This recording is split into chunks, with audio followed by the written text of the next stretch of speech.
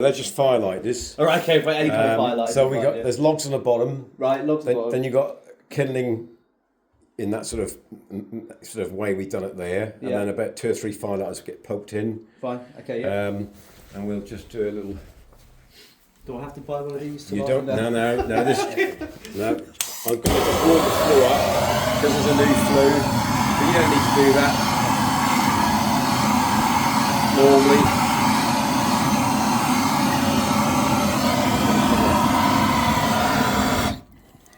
So just light the actual firelighters.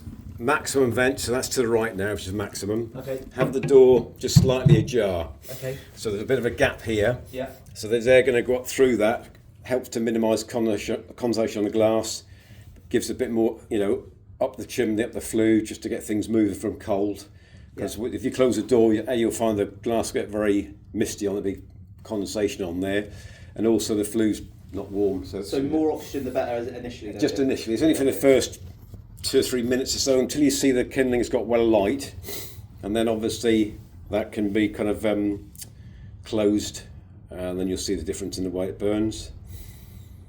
Now we put this on a 5-inch flue because we brought the stove a bit further forward because it's a bit tight here. Okay. What it means, I've made the stove now DEFRA approved, which is more environmentally friendly anyway. So this control will only go to about there. It won't go fully to number 1, which you never use anyway. Okay, fine. That's just the opposite of maximum. But because it's 5-inch liner, and these quite happy to run a 5-inch liner, it means it's DEFRA approved.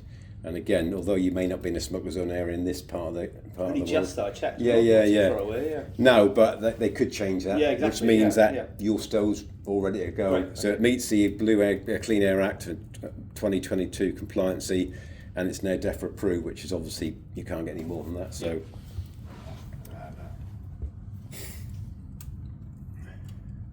So this handle will get hot, but you have got some gloves.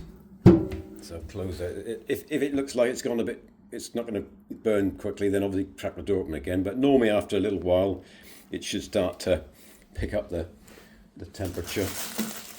So you've got a pair of heatproof gloves there. Okay, yeah. All right. They are different though. Yeah. They are like a quilted, I call it oven glove, but it is. I emphasise they're heat proof, not flame proof. So just place the logs in, get your hands out. But again, this is what we call down burning. It's the logs on the bottom, kindling on top.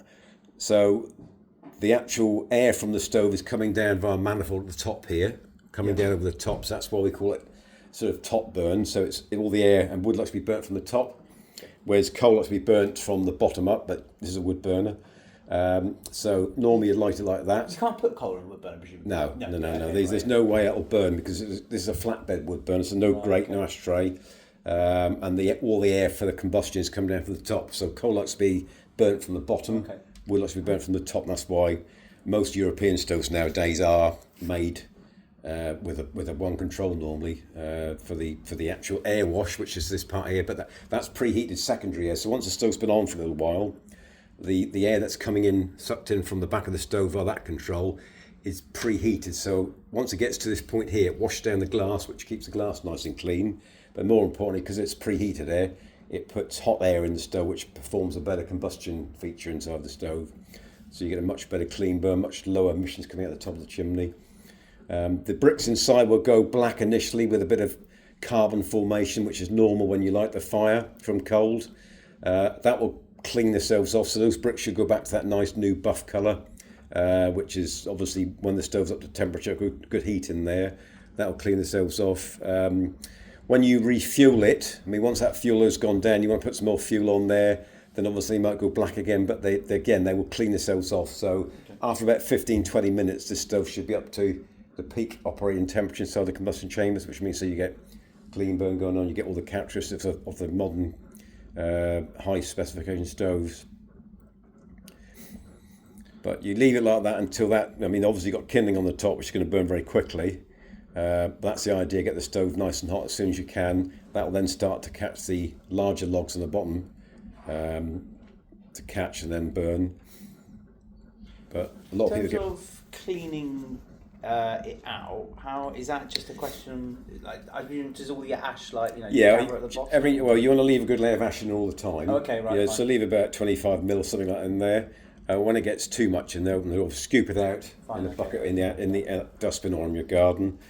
And then, just always leave a layer of ash in there. It's very important for wood burner to have that layer of ash in there. Good to know. But yeah, flue needs to be swept once a year by a competent chimney sweep, which gives you a certificate, make sure everything's performing properly and make sure that all the characteristics have been checked. And presumably you'll push the lever to the left when the logs are caught on the bottom? So again, this one that's as far as that one goes. Yeah. So this is, it will close down when the actual the kindling's burnt away and you've gone down to bigger logs, so that will shut down a bit more. But because DEFRA approved now, obviously it will burn slightly quicker, which means it's good for the environment. Yeah. But also, we normally get a lot of people close it to 1 when they go to bed at night, which is the worst thing you can do for any stove. It should never be closed down, unless you thought you had a chimney fire going on inside the liner. But you never close it down anyway, because you always want that to burn out overnight. So sure, I suppose it burns quicker, doesn't it? yeah, just burn it away. If you haven't got much left when you go to bed, just open up to 3. Yeah. Get rid of it all. If you've got quite a bit on there, don't let it roaring when you go to bed, but just leave it midway or thereabouts. Okay. I was going to ask you. But is there any difference in terms of heat output if you have it on a lower or higher? Yeah, I mean, three is maximum air going in, which means we maximum burn rate, so you get more heat coming out. Oh right, okay. So when you obviously that will burn your fuel quick. It's a bit like a car accelerator. You know, when you put your foot down, you go faster, you burn more petrol. You know. Yeah. With the stove, it's the same thing. You'll get more heat. I mean, obviously you can overheat a stove by having it roaring all the time. But once you get up to temperature, then you just simply, that one's on there. Look. So you normally, that's where it would normally run, about in the midway or thereabouts. But it just depends how much heat you want. You know, obviously, the more you have it to the right, the faster the fire will burn. Obviously, the better the fire keeps clear, the glass keeps clear.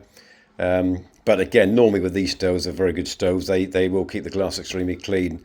Now you can see there's a bit of wood that's nearly touching the glass. I'll push it back in when it stops roaring, and that will clean itself off.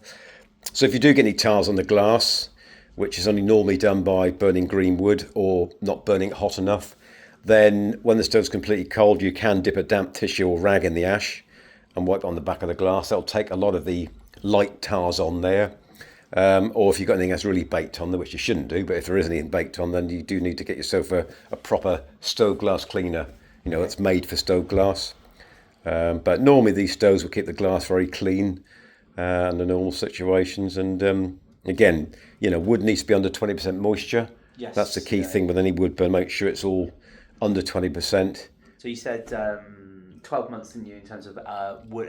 Like if we take wood from the trees, make sure it's been in yeah, I mean, soft woods will dry out in 6 months. Medium density, you're talking about 9-12 months, and hard wood like oaks and dense woods like that will take 18 months, 2 years to dry out. But normally, like I said, most woods would, most sort of medium density wood will dry out 6, 9, 12 months. But again, the moisture gauge is the ideal thing to have to check the wood and make sure it's dry.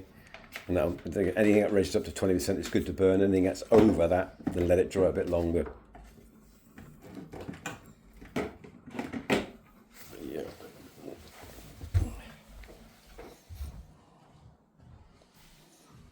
Yeah, like I say that because everything's wet, the lime rendering inside is wet, which we don't want to dry it too quickly. This small test file will be fine, and the plaster obviously will get dried out as well. So.